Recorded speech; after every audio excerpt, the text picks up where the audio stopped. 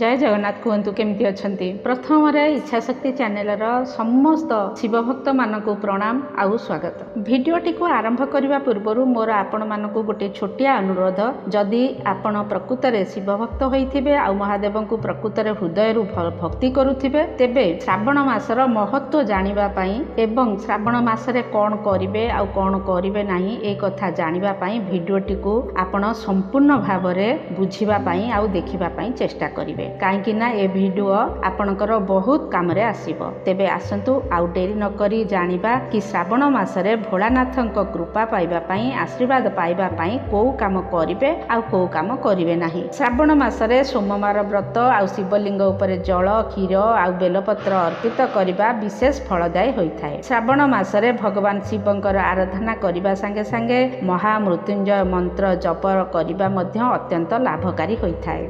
भगवान महादेवंकर अति प्रिय मास एही श्रावण मास आउ भक्त मानकर आस्थार केंद्र बिंदु श्रावण मास आउ श्रावण मास भितरे आमर महादेव स्वयं विराजमान अछंती। श्रावण मास हिंदू धर्म रे एक पवित्र आउ महत्वपूर्ण मास। शास्त्र अनुसार ए मास भगवान शिवंकर आराधना पई विशेष रूप रे शुभ माना जायथाय। आपण माने निश्चय जानिथिबे कि एही वर्ष श्रावण मास जुलाई 22 सोमवार ठारू आरंभ हेई 19 अगस्त सोमवार को समाप्त हेबो। एही वर्ष श्रावण मासरे गोटे अद्भुत संयोग पड़ुछि, सेइथि पई श्रावण मास आरंभ सोमवार रु आउ शेष मध्य सोमवार को पड़ुछि। एथर श्रावण मासरे 5टी सोमवार पड़िबा जोगु एही वर्ष बहुत भल पड़ुछि, काहेकि ना श्रावण मासरे 5टी सोमवार पड़िबा अत्यंत शुभ माना जायथाय। पौराणिक मान्यता अनुसार श्रावण मासरे शिव समुद्र मंथन समय रे विष पान करिथिले आउ निज कंठरे धारण मध्य करिथिले, जेउथिपाई तांकु नीलकंठ मध्य कुहा जाय। सेही कारण स्मरण रे श्रद्धालु श्रावण मासरे शिवलिंग उपरे जलाभिषेक करिथांती आउ उपवास मध्य करिथांती। श्रावण मासर प्रत्येक सोमवार को श्रावणी सोमवार कुहा जाय, जहा शिव भक्तंक पई अत्यंत महत्वपूर्ण होइथाय। एही दिन भक्त उपवास रखी शिवालय को जाई विभिन्न प्रकार पूजा अर्चना करिथांती। शास्त्र रे कुहा जायछि कि एही मासरे विधि पूर्वक भगवान शिवंकर पूजा अर्चना करिबा द्वारा विशेष फल प्राप्ति होइथाय। मान्यता अछि कि श्रावण मासर सोमवार व्रत करिबा द्वारा व्यक्तिर सबु प्रकार मनस्कामना पूर्ण होइथाय आउ जीवन रे सुख समृद्धि आसीथाय। एही श्रावण मासरे ध्यान योग आउ साधना करिबार विशेष महत्व अछि। एही समय रे आत्मशुद्धि आउ मानसिक शांति पाइबा पई उपयुक्त मना जायथाय। श्रावण मासरे काउडी यात्रार मध्य विशेष महत्व रहिछि। काउडिया माने गंगा जल नेई लंबा यात्रा करी शिवलिंग उपरे जल अर्पित करिथांती। एही यात्रा धार्मिक उत्साह आउ शिव भक्तिर प्रतीक मध्य होइथाय। एथर आसंतु जानिबा श्रावण मासरे कोन करिबा आउ कोन करिबा नाही। श्रावण मासरे सोमवारर व्रत रखिबा सहित शिवलिंग उपरे जल क्षीर आउ बेलपत्र अर्पित करिबा बहुत भल फलदायी होइथाय। एही समय रे भगवानकर आराधना आउ महामृत्युंजय मंत्रर जप करिबा अत्यंत लाभकारी होइथाय। दान एही मासरे दान पूर्ण करिबा मध्य बहुत बड़ महत्व अछि। गरीब आउ जरूरतमंदଙ୍କୁ अन्न वस्त्र आउ धनर दान करिबा दरकार। एहा द्वारा कोन हेइथाय ना अधिक सुख आउ पूर्णर प्राप्ति होइथाय।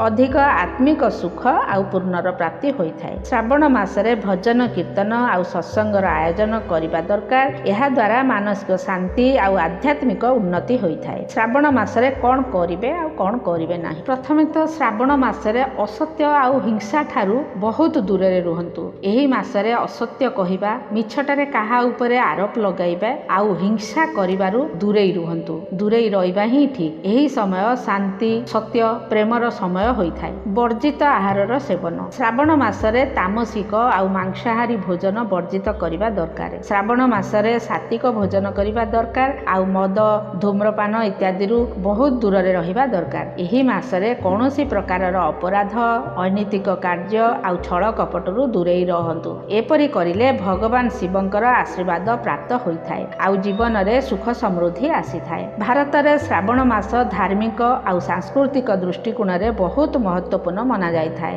ଏହି ମାସରେ ଭଗବାନ ଶିବ ଆଉ ମାତା ପାର୍ବତୀଙ୍କର ପୂଜା କରିବା ଦ୍ୱାରା ସୁହାଗିନ ମହିଳାମାନଙ୍କୁ ଅପୂର୍ଣ୍ଣ ଅଖଣ୍ଡ ସୌଭାଗ୍ୟର ଆଶୀର୍ବାଦ ପ୍ରାପ୍ତି ହୋଇଥାଏ। ତା ସହିତ ତାଙ୍କର ବୈବାହିକ ଜୀବନରେ ସୁଖ ଶାନ୍ତି ଆଉ ସମୃଦ୍ଧିର ବାସ ମଧ୍ୟ ହୋଇଥାଏ। ଏହି ସମୟରେ ସବୁଜ ରଙ୍ଗର ଚୁଡ଼ି ଏବଂ ସବୁଜ ରଙ୍ଗର ବସ୍ତ୍ର ପିନ୍ଧିବାର ମଧ୍ୟ ବିଶେଷ ମହତ୍ତ୍ୱ ଅଛି। ସବୁଜ ରଙ୍ଗ ଆମ ଜୀବନରେ ସକାରାତ୍ମକ ଊର୍ଜା ମାନସିକ ଶାନ୍ତି ବୁଦ୍ଧିମତ୍ତା ଆଉ ସ୍ଥିରତା ଆଣିଦେଇଥାଏ। ଏହି ସମୟରେ ସବୁଜ ରଙ୍ଗ ପିନ୍ଧି ଆମେ ଭଗବାନ ଶିବଙ୍କର କୃପା ପ୍ରାପ୍ତ କରିପାରିବା ଆଉ ନିଜର ଆସ୍ଥାକୁ ଆହୁରି ମଜବୁତ ରଖିପାରିବା। ସବୁଜ ରଙ୍ଗର ଧାର୍ମିକ ଆଉ ଜ୍ୟୋତିଷୀୟ ଦୃଷ୍ଟିକୋଣରେ ଗଭୀର ସମ୍ବନ୍ଧ ଅଛି। ଆସନ୍ତୁ ଜାଣିବା ଧାର୍ମିକ ମାନ୍ୟତା ଅନୁସାରେ ସବୁଜ ରଙ୍ଗ ଭଗବାନ ଶିବଙ୍କର ଅତି ପ୍ରିୟ ରଙ୍ଗ ହୋଇଥାଏ। ସବୁଜ ରଙ୍ଗ ପ୍ରକୃତିର ପ୍ରତୀକ ଆଉ ପ୍ରକୃତି ଦେବୀ ପାର୍ବତୀଙ୍କର ସ୍ୱରୂପ।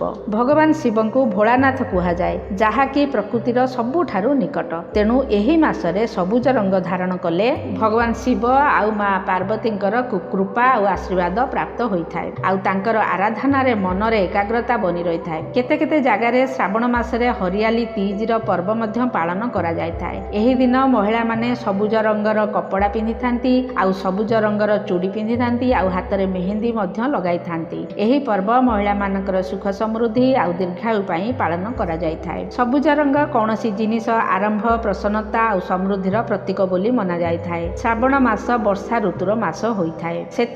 ସେଇଥିପାଇଁ ଚାରିଆଡ଼ ସବୁଜ ହିଁ ସବୁଜ ଦେଖାଯାଇଥାଏ। ସବୁଜ ରଙ୍ଗ ପିନ୍ଧି ଆମେ ମା ପ୍ରକୃତିଙ୍କର ସମ୍ମାନ କରିଥାଉ ଆଉ ତାଙ୍କ ପ୍ରତି ଆମର କୃତଜ୍ଞତା ବ୍ୟକ୍ତ କରିଥାଉ। ଏପରି ମଧ୍ୟ କୁହାଯାଏ ଏହି ମାସରେ ସବୁଜ ରଙ୍ଗ ପିନ୍ଧିବା ଦ୍ୱାରା ଆମର ଚାରିପଟ ସକାରାତ୍ମକ ଊର୍ଜାର ସଞ୍ଚାର ହୋଇଥାଏ। ଜ୍ୟୋତିଷୀୟ କାରଣ ଅନୁସାରେ ସବୁଜ ରଙ୍ଗକୁ ବୁଧ ଗ୍ରହ ସହିତ ସମ୍ବନ୍ଧିତ ବୋଲି ମନାଯାଇଥାଏ। ବୁଧ ଗ୍ରହ ବୁଦ୍ଧିମତ୍ତା ବେପାର ସଞ୍ଚାର ଆଉ ଜୀବନର ସାମଞ୍ଜସ୍ୟର କାରକ ହୋଇଥାଏ। ଶ୍ରାବଣ ମାସରେ ସବୁଜ ରଙ୍ଗ ପିନ୍ଧିବା ଦ୍ୱାରା ବୁଧ ଗ୍ରହର ସକାରାତ୍ମକ ଊର୍ଜା ମିଳିଥାଏ, ଯାହାଦ୍ୱାରା ଆମର ବୁଦ୍ଧିମତ୍ତା ଆଉ ମାନସିକ ସ୍ଥିରତାରେ ବୃଦ୍ଧି ଘଟିଥାଏ। ସେହିପରି ଶ୍ରାବଣ ମାସର ଚନ୍ଦ୍ରମା ସହିତ ମଧ୍ୟ ଗଭୀର ସମ୍ବନ୍ଧ ଅଛି। ଚନ୍ଦ୍ରମା ମନ ଆଉ ଭାବନାର କାରକ।